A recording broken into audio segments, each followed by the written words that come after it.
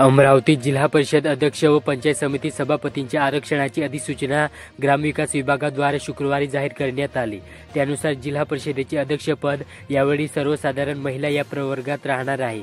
मेळघाटातील दोन्ही पंचायत समिती सभापती पदे अनुसूचित जमातीसाठी राखीव आहेत। याशिवाय अन्य 12 सभापतींचेही पदांचे आरक्षण जाहीर करण्यात आले।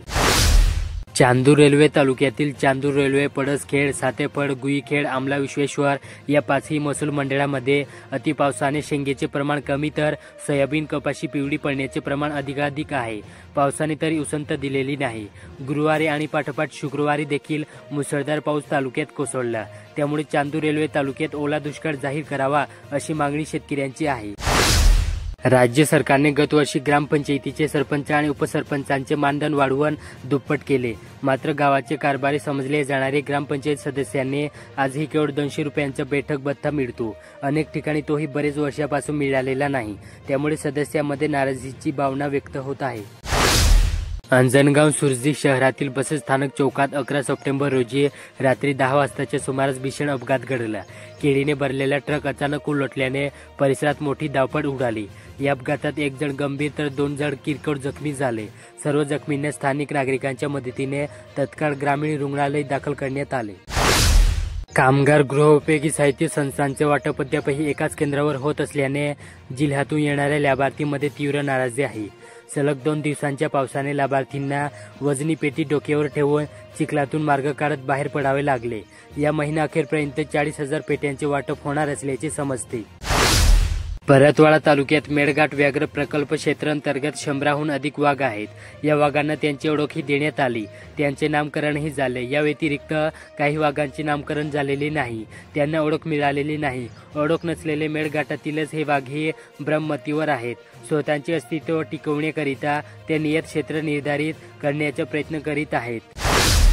घरात आजोबा, आई वडील आणि भाऊ अशी डॉक्टरांची फौज होती। एवढंच नव्हे तर आजी प्राचार्य होती।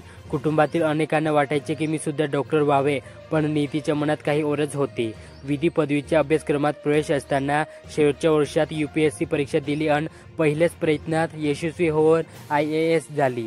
असा आगळा वेगळा जीवन प्रवास अमरावती महापालिका आयुक्त सौम्या शर्मा चांडक यांनी शुक्रवारी मीट द प्रेसमध्ये बोलताना उलगडला। वरुड तालुक्यातील एका आश्रमशाळेतील 15 वर्षे 9 महिने वयाच्या विद्यार्थिनीला गर्भधारणा झाल्याची धोकादायक घटना उघड झाली। या प्रकरणी वरुड पोलिसांनी 11 सप्टेंबर रोजी आरोपी विरुद्ध बलात्कार व फक्स अन्वये गुन्हा दाखल केला। 11 सप्टेंबर रोजी रात्री 11:30च्या सुमारास त्याला अटक देखील करण्यात आली।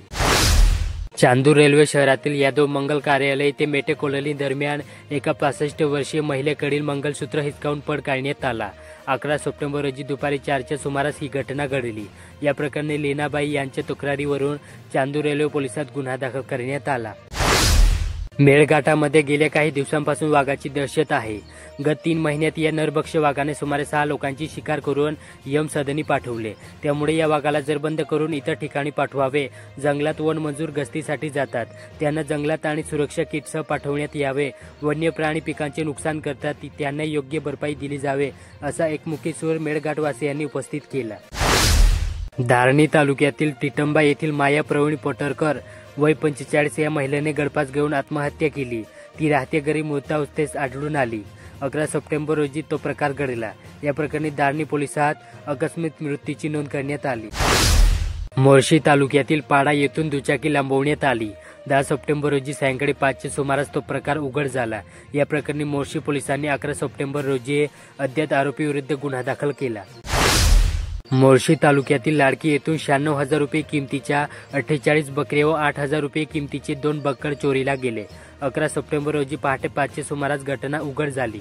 या प्रकरणी शिळखेर पोलिसात गुन्हा दाखल झाला।